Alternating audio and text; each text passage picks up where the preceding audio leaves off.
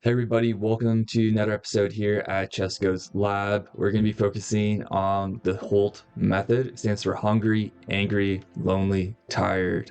The whole point of the HALT method is to recognize that every craving or negative thought is not your enemy. In fact, HALT helps us to translate it into the message it's trying to bring us.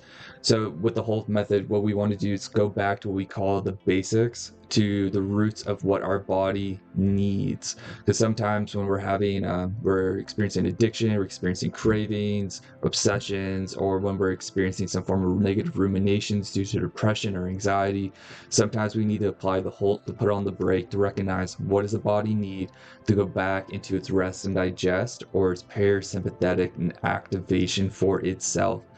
So let's start with hunger. Hunger is something that's very basic. We all get hungry. And what happens when we eat? We go into rest and digest. We go into what the body needs. We go into our calmer state of being. If you haven't eaten all day, it's no wonder your thoughts are racing, or your body's hurting, or you're feeling dysregulated. Consider a healthy option, of course, right? Fast food, not necessarily the healthiest option. Think of things that are going to be good for you, like anti-inflammatories and whatnot. Next one is anger. Anger is a really fascinating concept because there's many different forms of anger, and it can be extremely contextual. However, when it comes to anger at the end of the day is unprocessed pain looking for some sort of voice, if you will. When anger speaks, we use the HALT method to give us a moment to ask us, what is the wound that's being touched right now? Where is this wound coming from?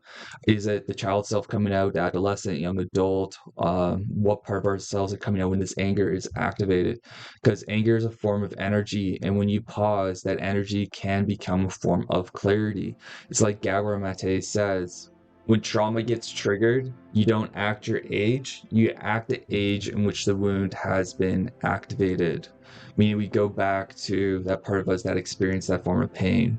So invest, understand, and see what you need to help nurture and take care of your anger. Funny enough, maybe just going into hunger and solving that hunger issue can help resolve that anger issue as well. So the HALT method can come together in that way. When we think of the next part, loneliness, loneliness can trick the mind into believing that we are unworthy. However, through this method, we're reminded that connection is only one reach out away. Sometimes we need to recognize the opposite of addiction itself and these negative thoughts itself is connection. We're trying to find some form of control when we engage in substance use. We're trying to form some form of control when we're having ruminative based thoughts.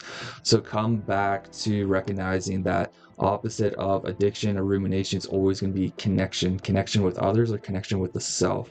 One quote I really love is, the relationship we have with other people is a reflection of the relationship we have with ourselves. Therefore, we need to recognize that loneliness isn't emptiness, it's a signal that we deserve some form of connection.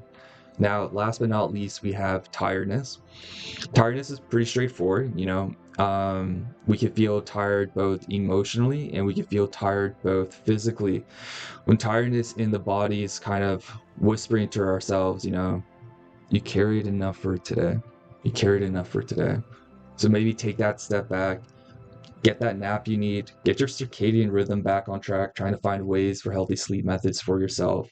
If you just feel emotionally exhausted, give yourself some space to just sit with it maybe, or engage in activities that are very low energy that you can adapt to.